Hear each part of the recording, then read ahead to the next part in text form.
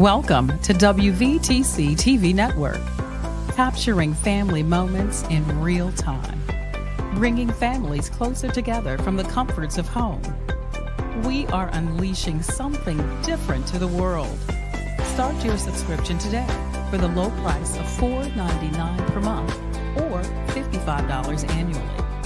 Go to www.wvtctvnetwork.com to sign up today. WVTC TV Network is streaming live on 8 different platforms.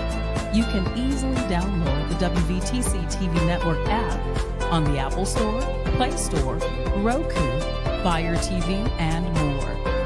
Here at WVTC TV, we have access to movies that everyone can enjoy, including independent films, Sons of a Preacher and a Good Thing, Treasures of Life, the epic drama, The Passion of the Christ, and the box office hit Madagascar Escape to Africa. Remember, go to www.wvtctvnetwork.com and sign up today.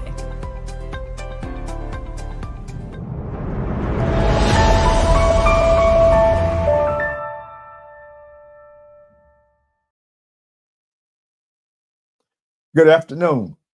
Man, I'm excited to welcome you one more Wednesday afternoon to the Parson'S Porch. Welcome to the porch. The weather is good. There's a slight warm breeze blowing across our faces. And so we're excited that you've joined us this afternoon. Let me begin by saying our expected and marketed guest was unable to appear today, but I spoke with Mrs. Jackson last night and this morning, and she wanted me to offer her most sincere apologies for her inability to appear. She made a commitment a few weeks ago, but she had a family emergency that she had to attend to today and will be with us in a couple of weeks. And so I reached out because we've talked a number of weeks about ministers, their perspectives, how it is we approach and prepare our sermons to integrate current events as a part of the sermonic material. And we've talked about how we're going to move ahead. And so I thought the best way to do it, because most of the people we've had so far have been people with great experience, but they have low levels of energy at this point.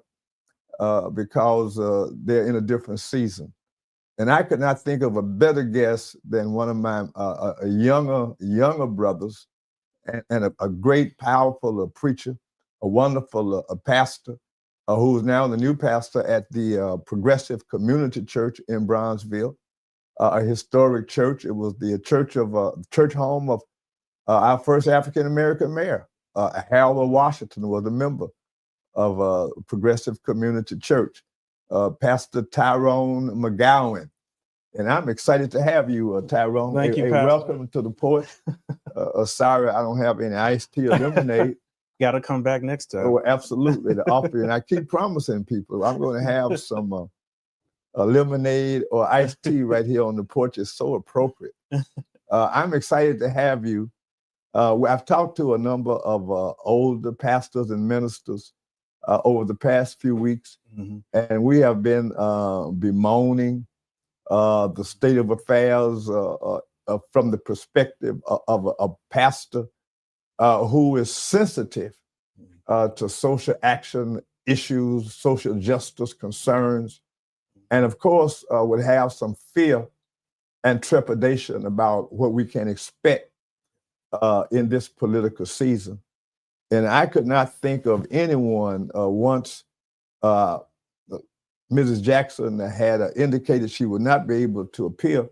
I'd already spoken to my counterpart, Dr. Jeanette Wilson, and got your contact information a few weeks ago because I wanted to get a youthful perspective, and I didn't want to be accused of having all these gray beards and old heads, on my show and not getting a perspective and opinions and the understanding of how you view things from where you stand at your age and with the experience you have, how have you been impacted? But just let me ask you a couple of fundamental questions. Just share with our guests and our audience today.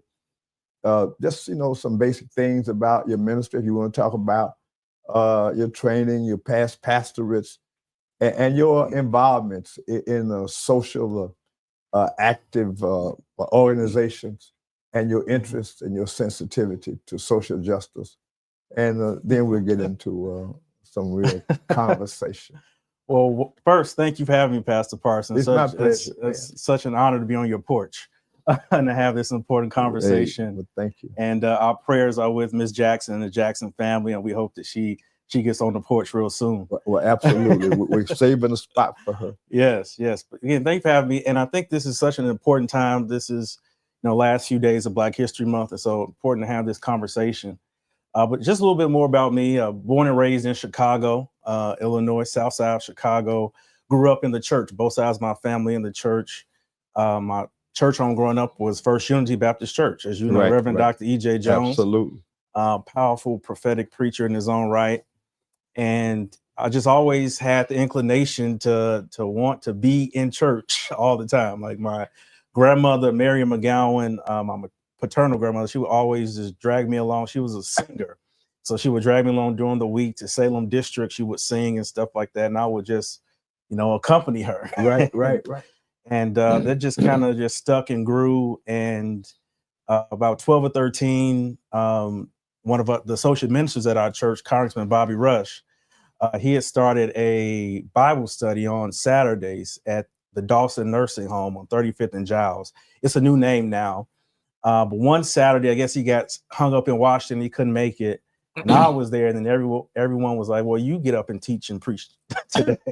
And so I did just that. And then halfway through my delivery, our pastor came and he took note of it. And he kind of acknowledged the call that was on my life at that time. And then Easter Sunday, that was 2001, I was 13. I announced my call to the church and preached my trial sermon in May 2001. Wow. And just kind of been on this course, this trajectory ever since. Growing up, a lot of time my grandparents' house, her side of the house, she'll have on 1390 on her radio station, on her radio. And my grandfather, he'll have on WVON. Gotcha. And so that kind of explains kind of my growing up. On one side. Exactly. And the gospel on the other side. Exactly. I got you. And so just grew up and kept preaching, and a lot of great pastors such as yourself opened up your pulpit to help me experiment. And went on to Morehouse College. I was at Whitney Young High School, Morehouse College, majoring in political science. And then at Morehouse, I was a part of the chapel assistance program with Dr. Lawrence Edward Carter Sr. So this is like my first time now. I remember Dr. Dean Carter's my friend. Yes. My first time around young preachers, 18, 19, 20. We were wrestling with the same issues, things like that.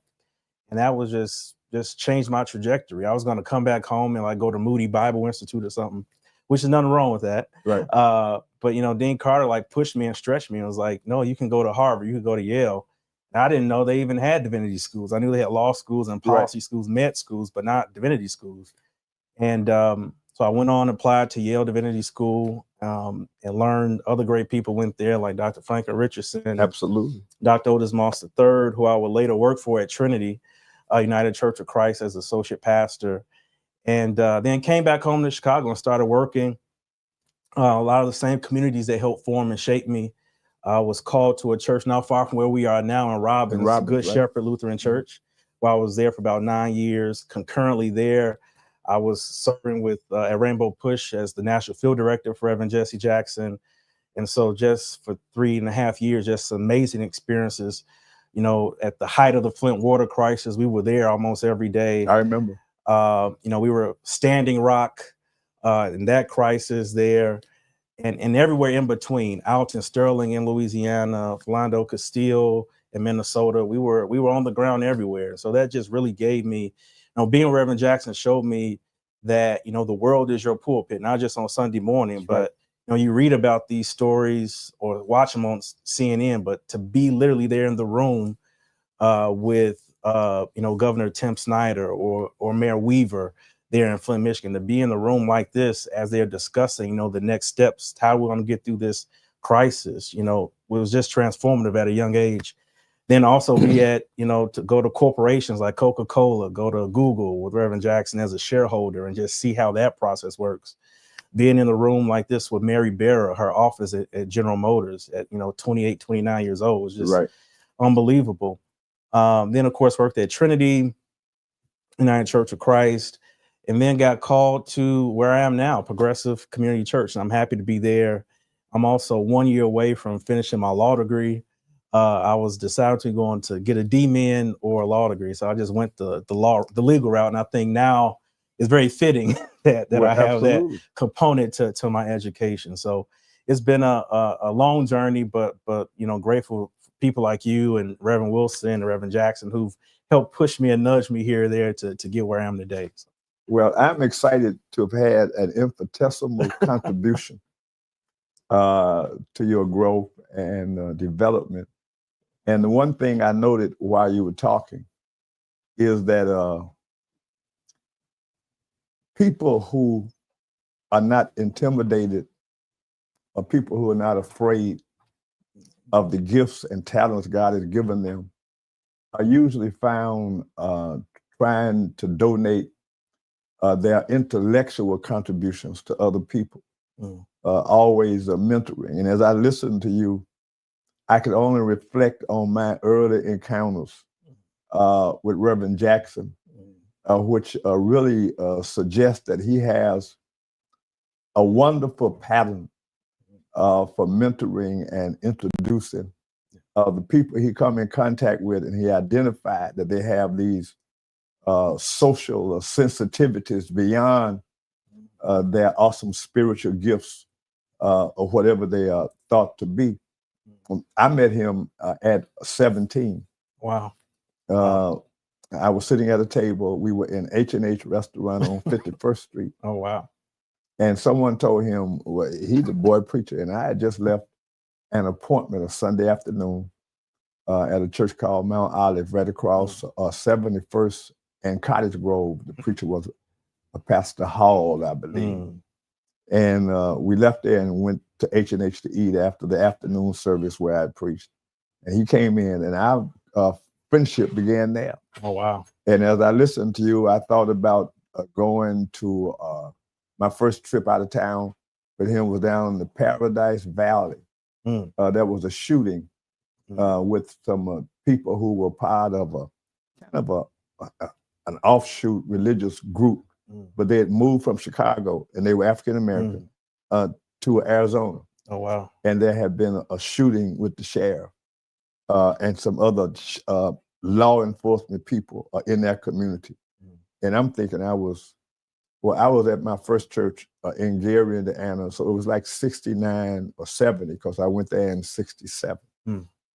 And we were met Governor Babbitt, was the governor of Arizona at that time. His name was Babbitt. There was a black funeral director who had offered to fly us on his plane from the Capitol to Paradise Valley. Wow. And we got on his plane. It was really small. But now Governor Babbitt had offered the governor's plane to go to Paradise Valley. And once we got on the plane, Reverend Jackson said to the undertaker, "Are you sure we're not going to be business for your establishment if we get on this plane?" I've been on one of those planes with him too. So. Fly out to Paradise Valley. And something happened with the starter on this guy's plane just before we left. And he and I and Pastor Warren Stewart from Phoenix, Arizona, were all together, and we decided it would be safer for us to go on the governor's plane. Yeah. And that began my whole career of meeting people like Isaiah Thomas and stuff in rooms with the NBA, just every place. Yeah. And all kinds of people, Ruth Bowen, Crown Booking Agency, just knowing everybody, who really considered him to be kind of much a national pastor at that point. And so to have the idea that here's the person who is so celebrated, but who's trying to give what he has intellectually to other people, that's how you extend your immortality. Yeah. You know, you can't live forever, but your thoughts, your ideas, your perspectives, and influences can definitely transcend the grave. And that's so important. Well, now we fully understand, you know, how you got to the point of being socially engaged and socially involved, and then to hear of your continued growth and development intellectually, academically, and as a pastor, and now to know also that if I go to court at some point in time, once you get past the bar, you know, I can call you to preach and plead my case. Yeah, definitely. So I'm excited about that. You know, we can use those gifts. I had a young man one time who had been telling me he wanted to be a preacher, right? He was probably about 9 or 10. But when he got about 15, he said, Pastor, man, I got to change my mind, because he talked to me every Sunday. I said, what happened? He says, I think I want to be an astronaut. I'm not going to be able to be a preacher anymore. I said, yes, you could. You could have First Baptist Church Luna. Exactly. And I said, so you can be a preacher on the moon. You don't have to stop preaching. You need, you know, we need some gospel on them. He said, that's a good idea. Well, I haven't heard anything about it because they moved away. So I'm not sure whether, I know he didn't become an astronaut. Oh, yeah. So maybe he did become a preacher. Yeah. But to have, you know, this interest and this contagious hunger for information and the capacity to be able to speak critically in the public square in defense of the community and in defense of the undefended, I think it is a powerful testimony to the kind of person you are, the level of sensitivity you have. And it definitely speaks, of course, to the environment and the influences in which you were brought up. One of my concerns, and I've been talking to a lot of preachers about it, is how are we going to move forward ministering and preaching in these days? Recently, I've been reading a book that I'm going to recommend to people. I didn't have it on my list today, but I'll list it next week. It's by a brother named Stroud, who writes this book about preaching in the shadow of Hitler. And so it is about the sacrifices and the sermonic approach that these people had, knowing that Hitler spoke about Christianity, but he was trying to depict it as a nationalistic, racistic religion. Pretty much the same situation that we are dealing with at this junction in American history. And so I think it is really an informative book, because some of the sermons that are included in the book, beyond the documentary comments and notations throughout the book, are from people who were literally hung the next day after they preached, or people who were killed the following week after they had a sermon that was anti-fascism and a sermon that was anti-Hitler. And this book has recently been published, and I think it is such a good read for anyone who's interested in how you're going to move through this period when you see all of the things that those who came before us and the people upon whose shoulders we stand were fighting for us to have, and they're being swept away in a fatalistic kind of hedonistic sweep of a pen with executive orders and removing all of the level qualities of the American playing field and enterprise, industry, business, education, and on every level, not to mention the disbursement of funds with some level of equality and equity based upon the contribution of the community or the size of the population. You know, all that stuff is being taken away. And so how are we going to preach going forward, and what we're going to preach? And beyond that, in your own conversations with people who you would consider, and I would probably consider in your peer group, what are the kinds of conversations you guys are having at this point? Yeah, that's some heavy questions, Doc. I think this is particularly for people in my generation. They would always say, "Man, I wish if I was alive in the '60s and the '50s, I would have been there with Dr. King, or there with John Lewis." Well, this is our moment now. This is our time. You know, whatever you're doing now, you would have been doing back then. You know, so if you were just at home on Twitter, on Instagram, just being a social media activist, you would have just been on the sidelines back then. And so this is our moment to really engage and bring the whole totality of our gifts to fight. We have to literally put our bodies on the line to fight this, our souls, our minds, our spirits. And what do we preach? We preach what Jesus preached. Jesus, you look at the Bible is every chapter, every verse of the Bible is written under some form of oppression, Egyptian oppression, Roman oppression, Babylonian oppression. So the Bible is it's not a book, it's really an anthology. You're holding a collection of books. Right. And so it is inherently political. And so you go to what Jesus, his first sermon, Luke chapter 4, he said what he came to do, his mission statement. I've come to preach good news to the poor. Yes, sir. That word poor in the original language, in the Greek, patokos, those who were made poor. Right. Right. No one wakes up one morning and says, I'm going to be poor. No one aspires to be poor. That word made poor means that some external force, some external policy caused their poverty. Exactly. So what we're looking at now, cutting the social safety nets, cutting people's Medicaid, literally firing people, hundreds of thousands of people. That's families, that's communities, right? So you're just not firing one person. You're literally putting people in poverty, pushing people further into poverty just to enrich yourself. You look at, I read somewhere, it's probably more now, but since the election, since November, Elon Musk, he's already richest man in the world. He's made since November, I believe, another $300-something billion added to his already amassed net worth, just from the election. A part of that income is $8 million a day from the federal government, based on sales of EV cars and those compensations they help consumers to purchase electric vehicles. So while he's cutting everybody else and displaying this chainsaw, and CPAC, well, he's taking in $8 million from the same government that he's bemoaning other people are getting rich off of. Exactly. So you're getting rich off the government, but you can't let these people have their jobs while you're going around with a chainsaw and sending emails on what did you do the last 5 days? And this is a person from South Africa who came here on a HB1 visa, who's trying to tell us so he's bringing that apartheid mentality. He and these other billionaire bros, his cronies, the oligarchs, yes. And they've literally overtaken the Oval Office. They've overtaken Washington. And we have to fight this. We have to resist.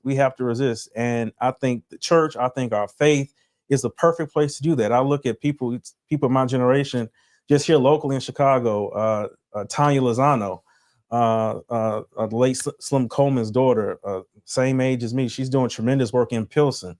That's a community that's Slim was a great guy. He's one of my friends. I love Slim. Yes, great family, and she's carrying on that lineage and that legacy. Protecting her community, literally sheltering them from the attacks of ICE and the raids that are coming. People are afraid to go to the grocery store. They're afraid to leave their home. So she's literally feeding people.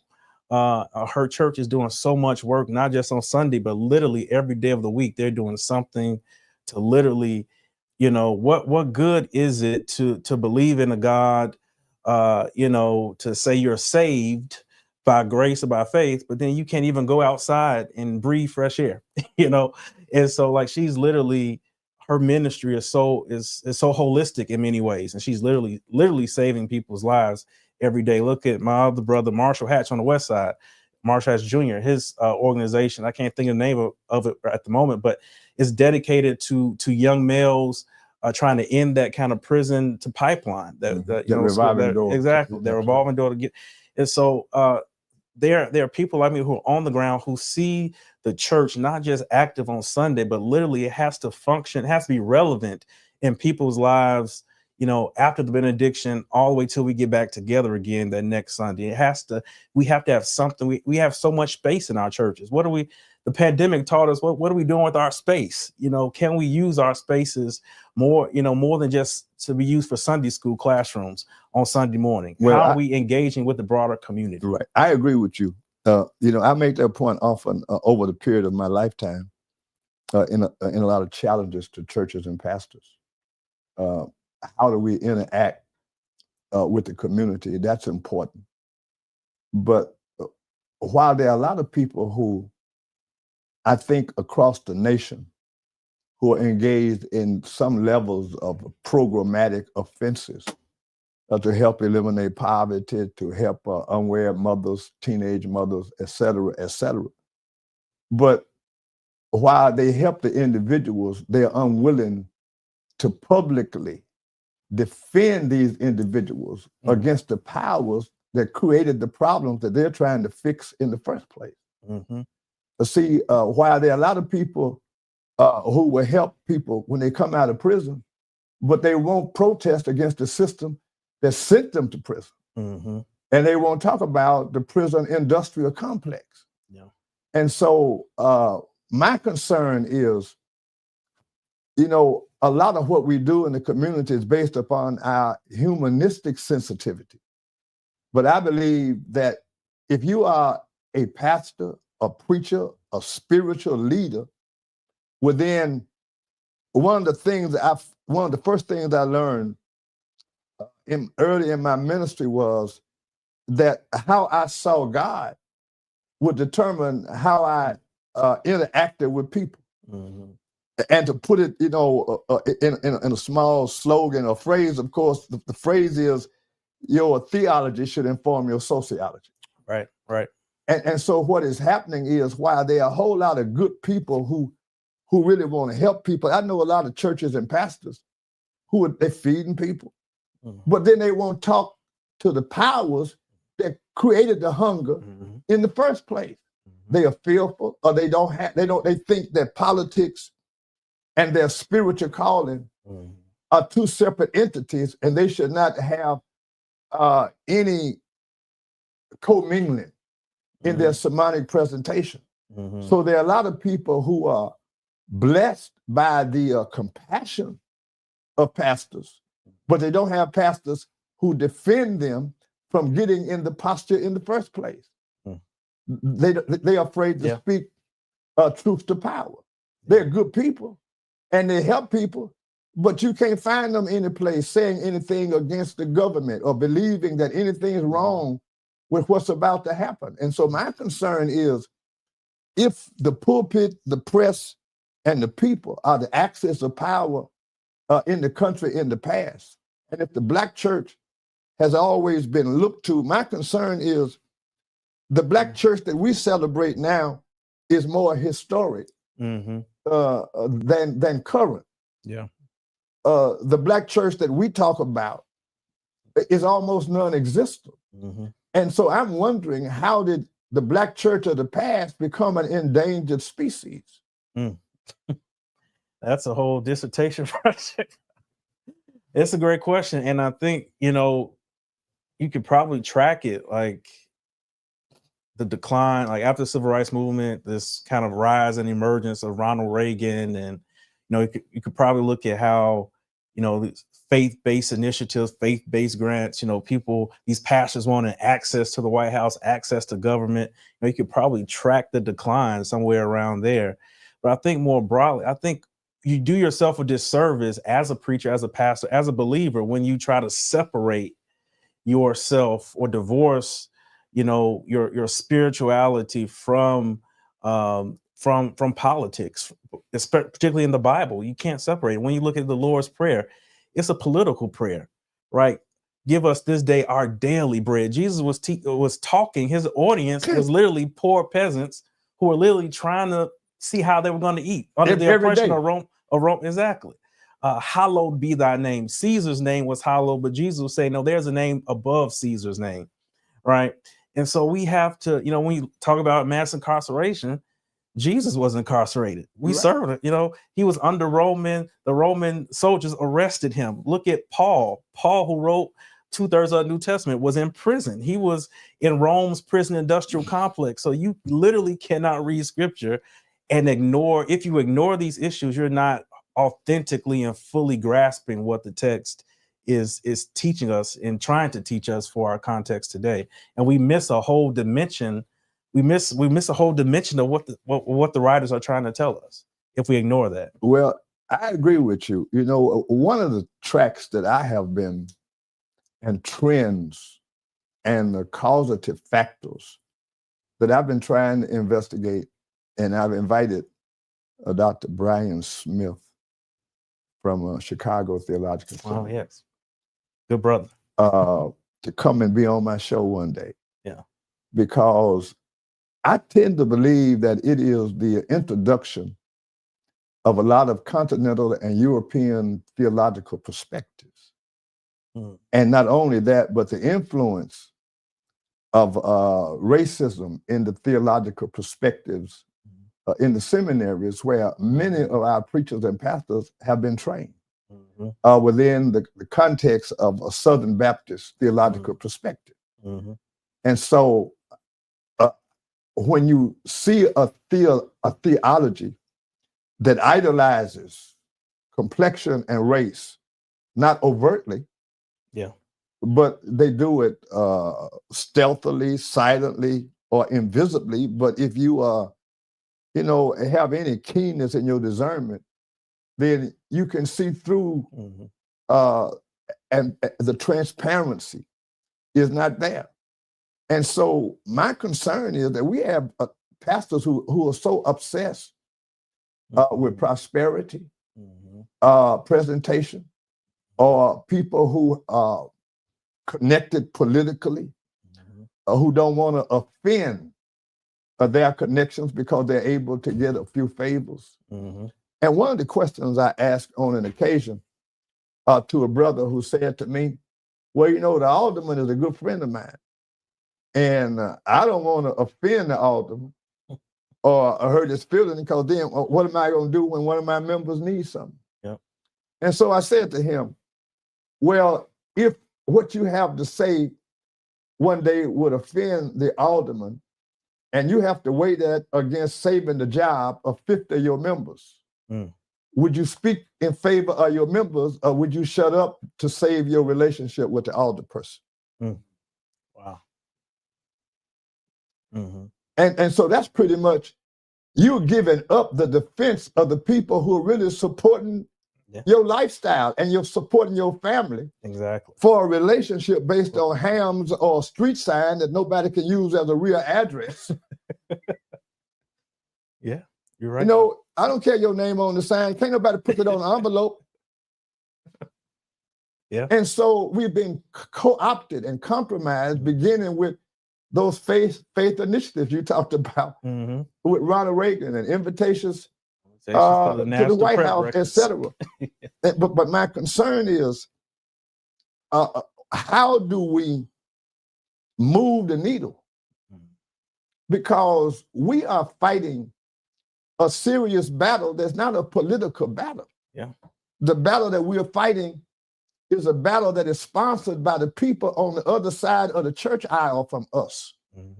They are the white church who want to make people think the black church is just a reflection of the white church, dumbed down, and a caricature of white church. We just more animated, and we do a little shouting and act a little extra, Africanesque.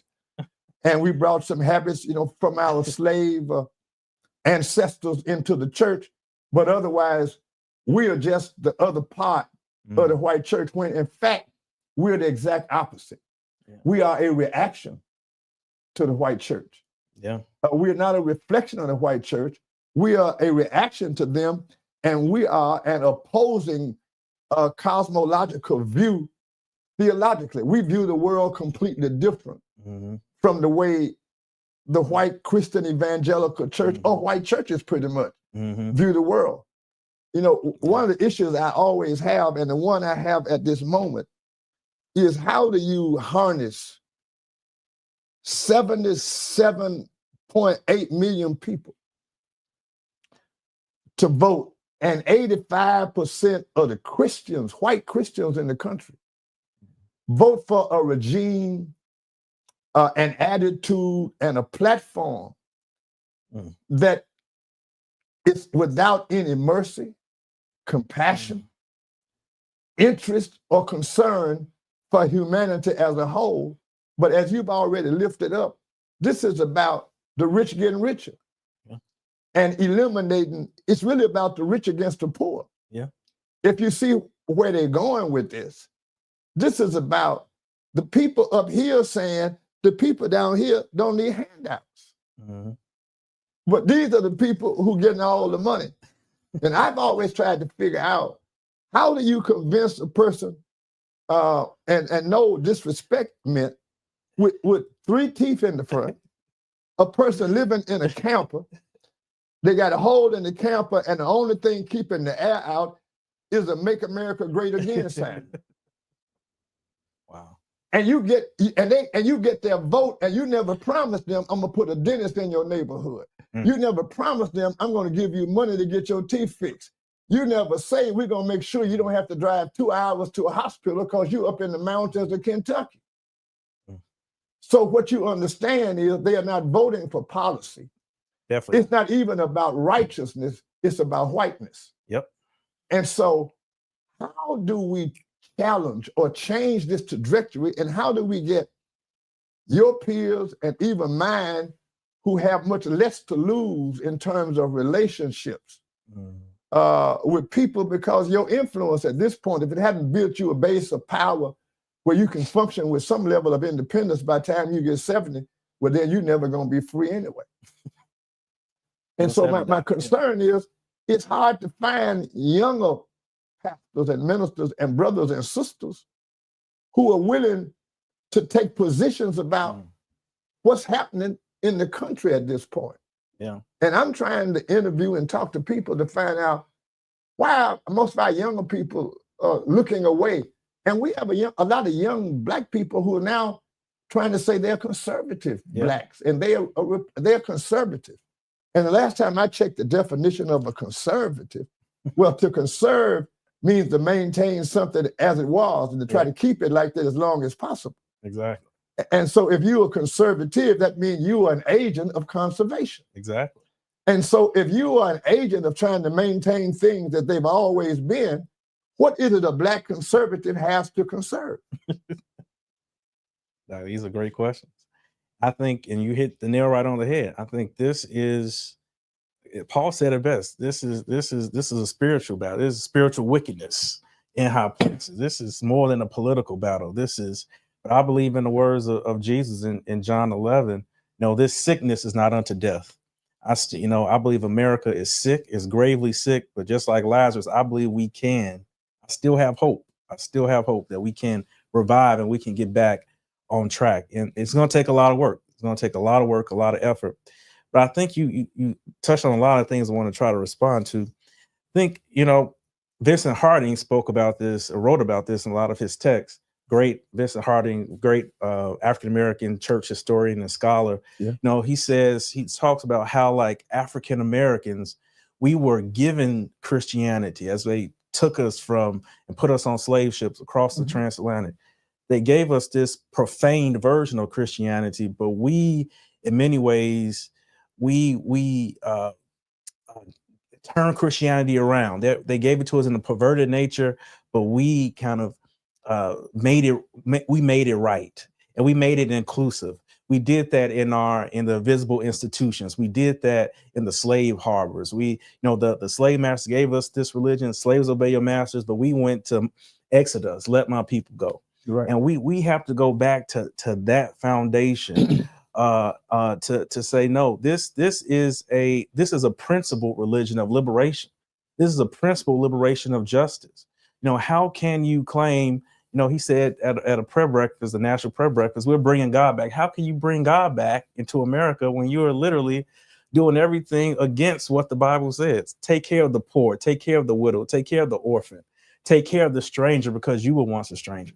And you're doing the complete opposite. So really, your God at this point it can't be the God I serve. It has to be greed, capitalism, and avarice, rugged individualism. That has to be your God. It can't be the God that I serve. It can't be the God that I learned about growing up at First Unity, 51st in Indiana. It can't be the God that I heard you preach about every Saturday morning, watching you with my father before I went to Operation Push on Saturdays, right? It's too incongruent. It cannot be the same God.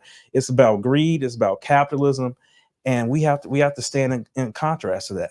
Well, I guess my message is, the thing that disturbs me is, I understand that 85% of white Christian evangelicals did not come to these positions easily. Mm-hmm. So what that means is the Christian Leadership Roundtable that had its origins in Dallas, Texas, with a whole lot of Southern Baptist pastors. Mm-hmm. And their first meeting to see how they could integrate contributions, donations, funding, and impact the policy of the nation with a whole lot of major politicians.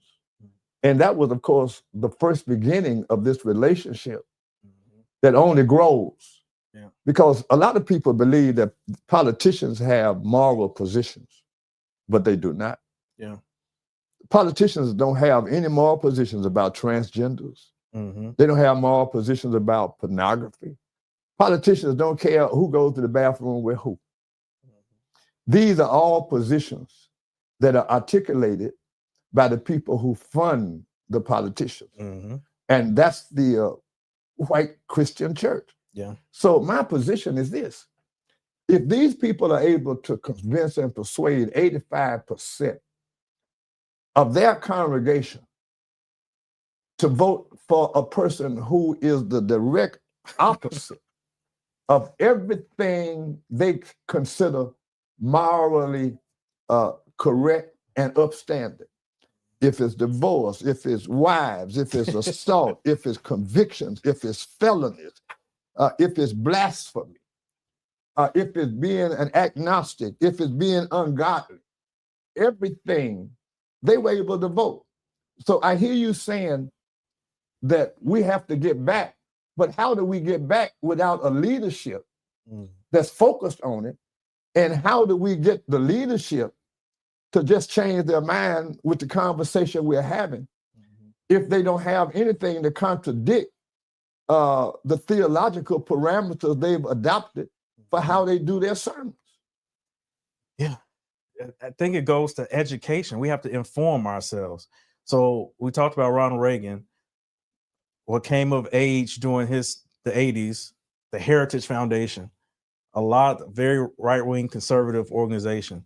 A lot of what we see in Project 2025 which was produced by the Heritage Foundation. The person over the Heritage Foundation, he was just confirmed as to be over the White House Budget Office director. Mm-hmm. So literally, and you can look at a lot of these executive orders, these 300 or so executive orders, they're literally verbatim text that was lifted from Project 25, and he just literally wrote his name on the bottom. So this is what has been in place for some 40 to 50 years. And it was like the perfect storm, perfect marriage. They really, they really didn't care about GOP didn't really care about Trump, but when they saw he was gaining traction, they just latched on to him, and it was like a perfect marriage. And so they were waiting 40 years to strike down Roe v. Wade. They've been waiting for this moment for 40 years. And I think we can learn from them and how to be strategic. Like you look at what every movement they've had, the Tea Party movement, now this MAGA movement, how they're getting things done in Congress, even though we don't agree with what they're doing, the other side can learn from how they're getting things done, right? To push things through, push their agenda through, and that want to have an agenda, even though it's a 4+ decade agenda, they've been trying to get through over all these years, to have an agenda, to have a playbook. What is our playbook as a Black people? What's our playbook as the Black church? What are we going to do besides preach every Sunday? Like, what organizations are we going to partner with? What institutions are we going to help give 10 or 20% of our offering to a year? Like, what is our plan going forward? I think that's kind of where we are now. So you see a little bit of this now happening with like the boycott that's supposed to happen on the 28th. Some other people, Dr. Jamal Bryant's having a boycott with Target. I think Nan, Reverend Sharpton's having a boycott. He's going to announce a big one later on in April at his convention. But so we're doing these disjointed things, but what are we going to do collectively together to have a greater impact and to move us forward, like they have, like the other side has? Well, see, I go back to this question because I agree with all the things you've just said. But when you talk about MAGA and you talk about how they push their agenda. But these are the political operatives.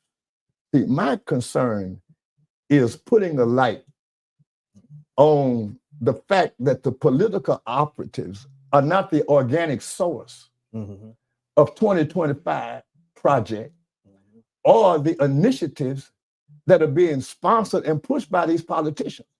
Of course, they have to have a political arm, but my perspective is that the Republican Party has just become the social action ministry of the Christian Evangelical Church. So my question and my quest is not to imitate or emulate the political efforts. My quest is, how do we get pastors on the same page like they did? You see, because it's not MAGA that's responsible for what MAGA is doing. It is the white preachers and the white Christian leadership roundtable and the white evangelicals. My question is, once again, if they can get 85% of their congregations to go out and vote for somebody who is anti everything they preach in church on Sunday, how do we counteract that? And it's not going to be with a political organization, because most Black preachers don't even think white preachers are political. It is so invisible and done with such finesse. We have been co-opted to think, well, they're doing great and they don't get in that political stuff, but they're running the political stuff. And so my position is, we're not here to counteract MAGA. We're here to counteract the sponsors.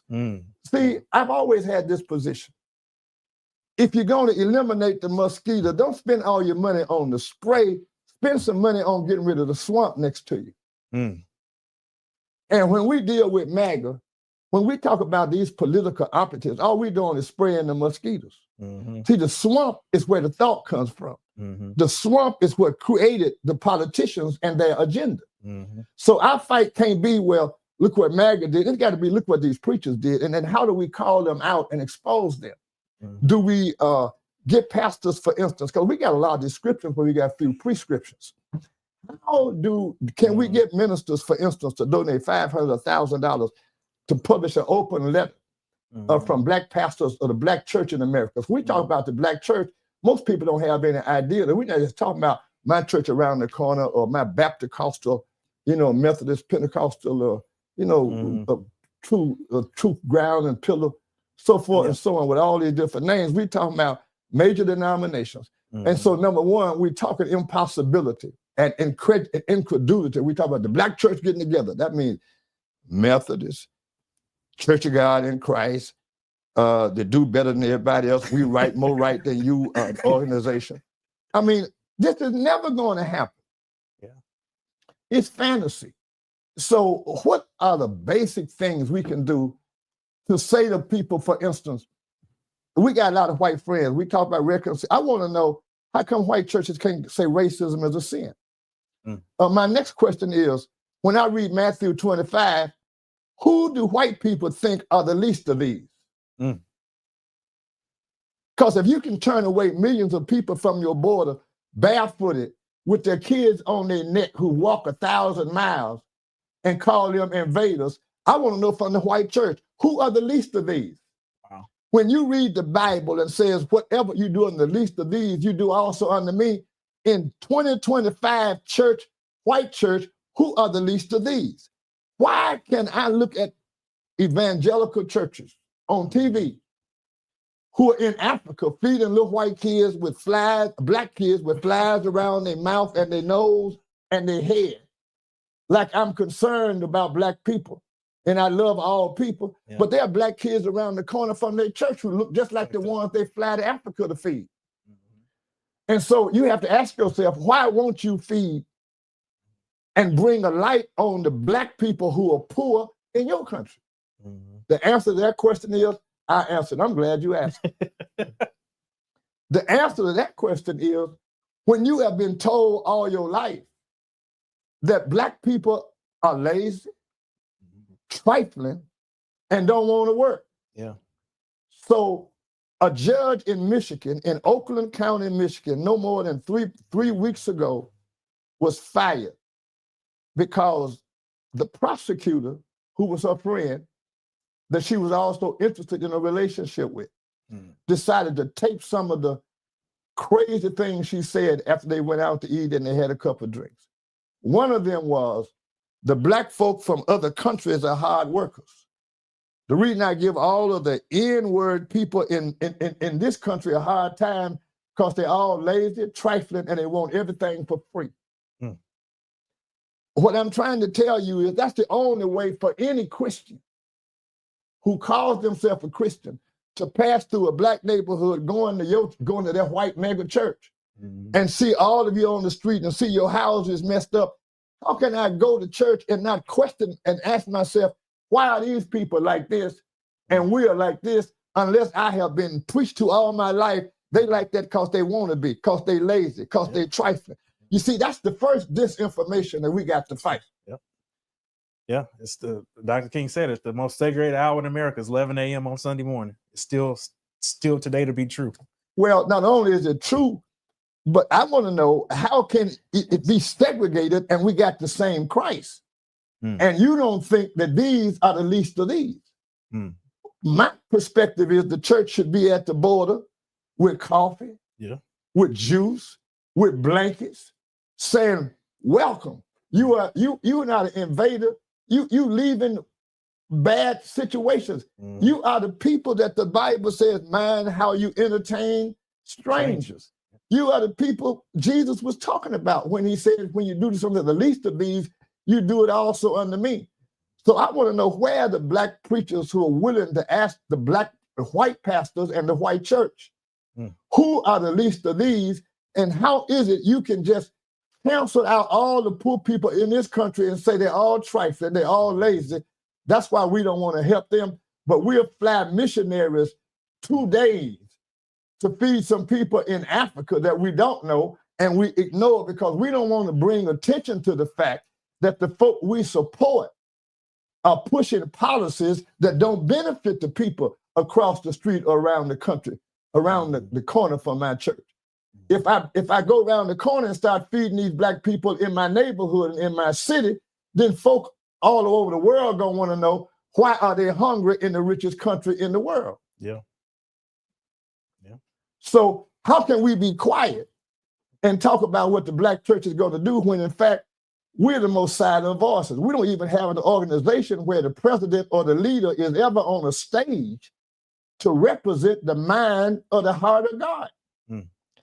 And when we talk about how revered, how reverent we look at King and Martin and Howard Thurman and all those people, but everything they organize and touch is in intensive care or on life support. So that's just lip service. How do we correct it? And I was talking to Pastor Jamal Bryan in October. I saw him. He said something interesting that stuck with me. He was like, after in the midst of the Jeremiah Wright, Barack Obama situation, 08, 09, 07, 09, really, there was no person from the Black prophetic liberation tradition that had like a platform. You had the TBNs and the Benny Hinn's of the world, like they had their voice, but there was no one from that school, no one from that tradition who publicly had a public platform to really combat, right, the narrative and the attack that was coming toward the Black church. And there was like a wasted opportunity in many ways.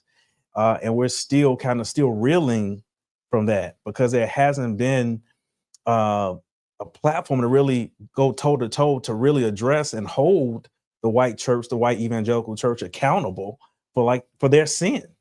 Like we haven't had that conversation. And so I think I agree with you 100%. Now you're right. You're hitting the nail on the head in many ways with what we need to do as Black pastors, as the Black faith community come together. I mean, it's hard enough to get like the 4 historic Black Baptist organizations to come together, let alone like the Methodists, the Kojic and CME, all that. But that's what needs to happen at this moment. Well, I think it's only going to happen. I don't think it's going to happen like top down. No organizational leader has the audacity or the courage because they believe they putting their whole organization's future and sustainability on the line. Mhm. And so it's got to be training groups of preachers and pastors. No organization. That's just, for me, a prophetic fantasy. Mm. That if we expect the top. conventions to decide, if we got to train our preachers for social justice, man, this is never going to happen. You can die and come back again. And so could I. And I don't have that kind of optimism. I think it has to start in a granular form, organically, from the roots up. Everything happens from the roots up. Yeah. And my other issue is we intellectualize a whole lot. But my question would be, what percentage of Black people was in Benny Hinn and TBN's audience? And so I don't have to counteract the 5 or 10% of Black people who are watching that. So I can't agree that the impact of what we're going through is based on nobody to deal with them, because I don't think, especially the younger Black people, wasn't watching no TBN or Benny Hinn. So how can that be an explanation? Jamal, come on my show and explain it. Yeah, come on, Jamal, come to the porch. Absolutely. I'd love to have you come to the porch. And he's a friend of mine, by the way.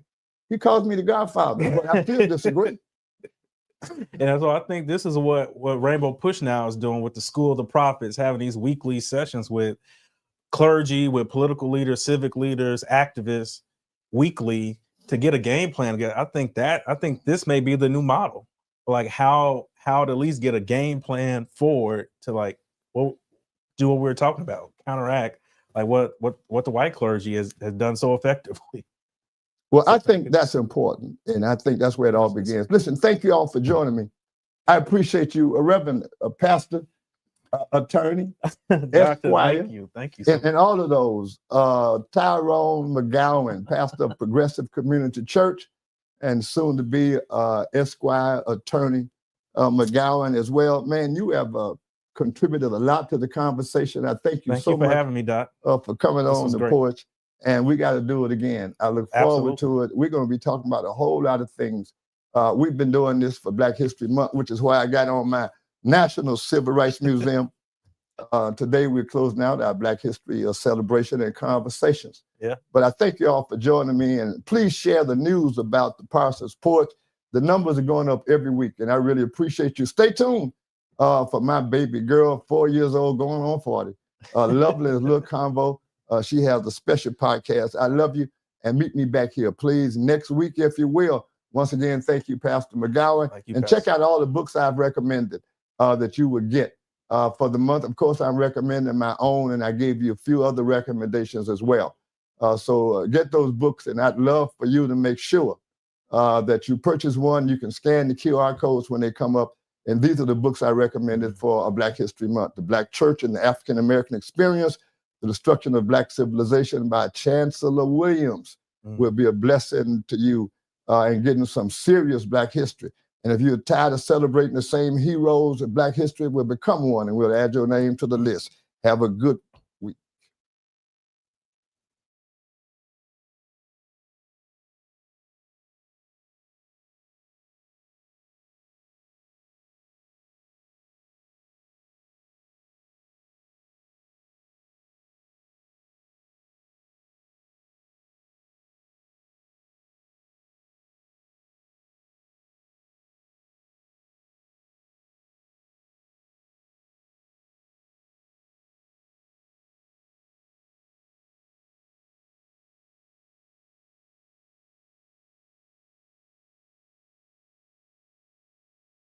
Go to your Apple or Google Play Store and download the WVTC Gospel Radio app today.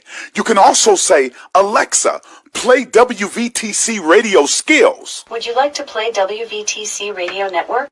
Absolutely. Download it today. Views made on the preceding program are not those of WVTC Radio, iNetworks Communications, or their financial supporters. Winning victory through Christ, WVTC Allsip Chicago, and iNetworks Communication Station.